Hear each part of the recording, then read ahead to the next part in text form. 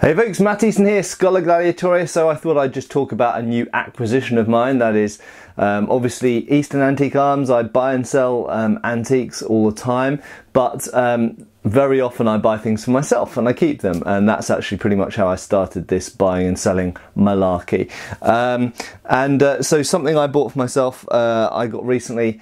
I didn't think I'd get it, but I got it for a better price than I thought I would, is something that I've been trying to get for a while, and it is a huge revolver. And what is it specifically? So it is a, let's hold it so you can get a nice good look at it here. It is a Adams revolver, in this case made by Francot of Liège, it's a 1851 model revolver of Adams's patent. It's got nice kind of engraving on it, and it's a nice example, pretty good condition. The bore is average condition, but operationally, functionally, it works really, really well. I'm not going to pull the trigger and cycle through the hammer, because you shouldn't do that. And mullers the nipples, essentially. It's not very good. One minor point, I won't go into huge detail on these revolvers in this video anyway, but one of the criticisms of Adams revolvers was that the nipples were a little bit on the soft side, so they sometimes squished or even burst with repeated use. One of the advantages of Colts is they have hardened nipples. But why this is unusual and desirable, at least to me, and well, I imagine to quite a few people, is it is a 38 bore version of the 1851. So this was sometimes known as the Dragoon Model. It is essentially the biggest and heaviest hand cannon that Adams made, as far as I'm aware anyway. 38 bore was the biggest. The standard size was this, which is a 54 bore. Now, for the American viewers, and probably in fact for most of the people watching this, you're thinking, what the hell is 38 bore? What the hell is 54 bore? Well, you've heard of a 12 bore shotgun, I imagine, so that's the most common application of the expression bore in guns in the modern world, firearms in the modern world. But generally speaking, without going into a huge amount of detail, the smaller the number, the bigger the caliber of the gun. So for example, a 4-bore shotgun is a whopping great thing for shooting very large birds or fairly large animals. So 4-bore is huge. 12-bore is the kind of thing that you normally shoot birds of a normal size, pheasants and ducks and things like that with. Sometimes you might use something like a 10-bore for shooting larger birds. 4-bore is really massive for large hunting, essentially. And, you know, sometimes they used smaller bore, for example, sort of, you know, 14-bore, 20-bore, things like this, for shooting smaller birds, or just because they wanted a lighter shotgun. So those are shotguns. Obviously, when we get into pistols, the numbers are higher up. In other words, they're larger numbers because they're smaller bores. A 54 bore is equivalent to .44 cal. Okay, so when we're talking about the Colts several Colts, in fact, any of the 44 caliber Colts, the 1861 model, for example, or the Walker, they're 44 caliber. They are the same, more or less, not precisely, but pretty much the same size bullets as the 54 bore. Okay.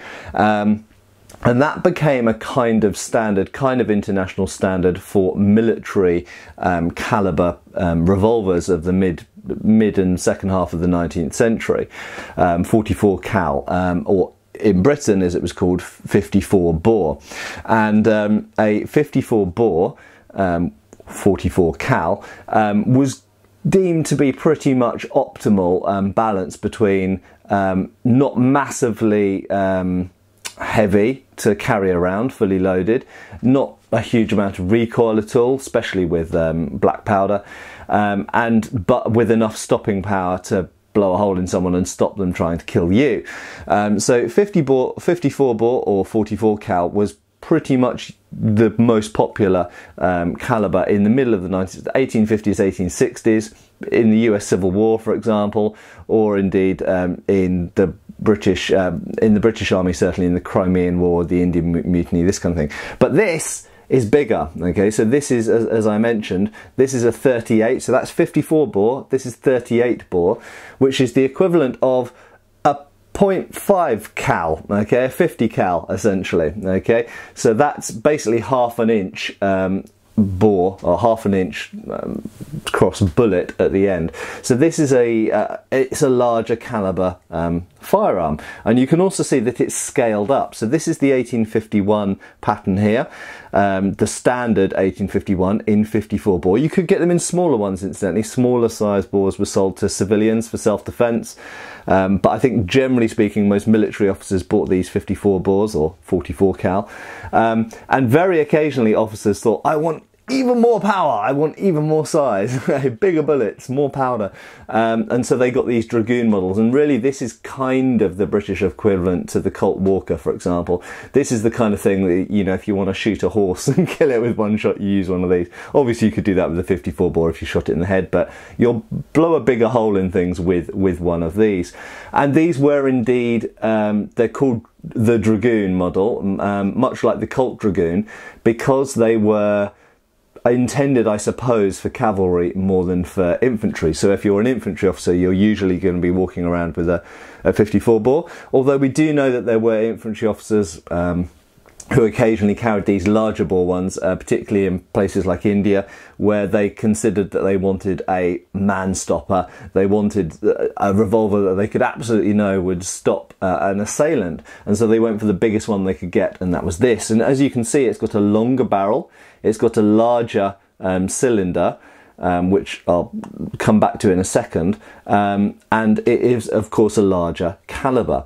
So as well as being larger caliber, larger cylinder, that has some effects on output power, because first of all, you know, mass times velocity. If you've got a larger, heavier bullet, that's going to hit with more momentum.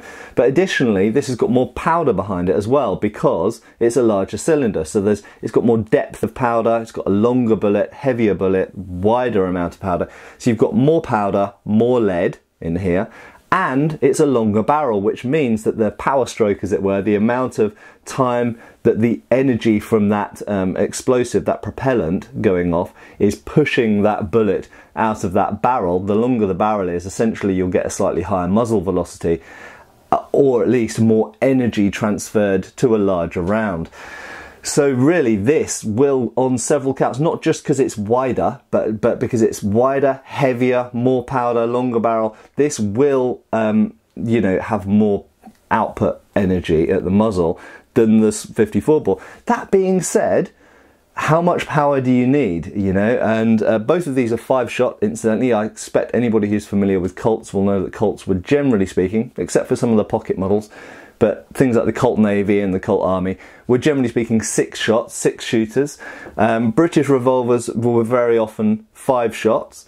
You know, so that's an advantage to the Colts. I'll talk very briefly actually about the Colt versus Adams.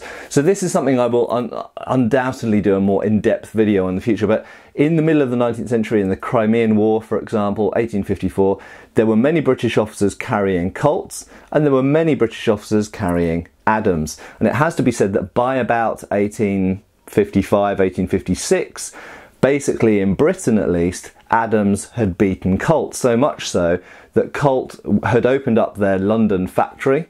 Samuel Colt had opened up a factory in London to produce revolvers, not just to sell to the British market, but the European market.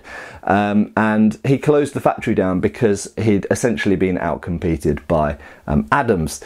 Why were Adams more popular in Britain? Well, essentially there are 2 main reasons. There are other more subtle reasons, but the 2 main reasons are caliber, stopping power, shall we say, and the fact that these are double action. Okay, what do I mean by double action? Well, quite simply that you would, by pulling the trigger, it would cycle through and go bang, bang, bang. Okay, which means that with one hand, yes, I know with a Colt you can fan the hammer and all this kind of stuff, but with one hand you can, with one action of the finger, squeezing, dum dum dum dum dum dum dum, you can shoot your 5 shots immediately, one after the other, like a semi-auto. So each squeeze of the trigger equals 1 shot with one hand, which means you've got one hand free. And what did British officers tend to do, or cavalrymen even, because cavalrymen, non-officers sometimes had these?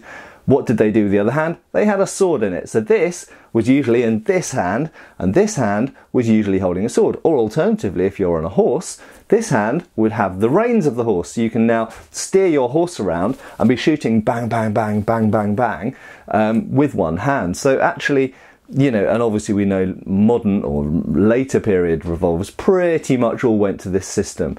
But at this time in the 1850s, Colt revolvers all had to be cock before you could pull the trigger and shoot, which is a bit laborious if you're doing it one-handed and a bit slow. And there's a famous account from the Crimean War where the officer says, I shot a number of Russian enemy and I wouldn't have been able to do that with a Colt. It would have been too slow and I would have been overwhelmed. So generally speaking, and in terms of stopping power, you've got to also remember, you might go, well, you know, Colt Walker was allegedly the most powerful handgun until the 20th century or something. Yes, it's true, Colt did make large caliber powerful pistols, but in Britain, the most popular Colt revolver available was the Colt Navy in .36 caliber.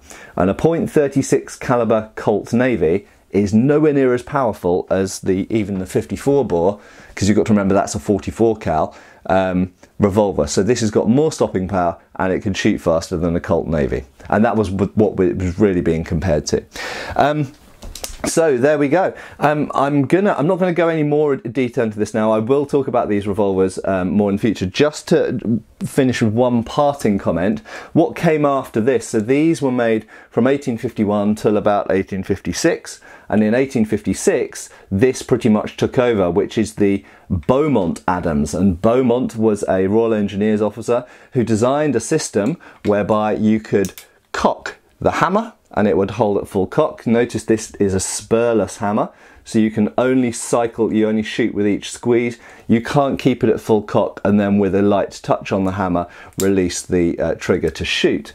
So this has got, it's a double system. You can either shoot it by squeezing the trigger, or you can pull the hammer back and have the hammer at full cock ready to shoot. And for target shooting, this is far, far better. So people these days who shoot these antiques in the UK and elsewhere usually use the Beaumont Adams. If they're going to use an antique shoot, they usually use a Beaumont Adams rather than an Adams, because for target shooting, being able to just very lightly touch the trigger to release that hammer is obviously far more accurate.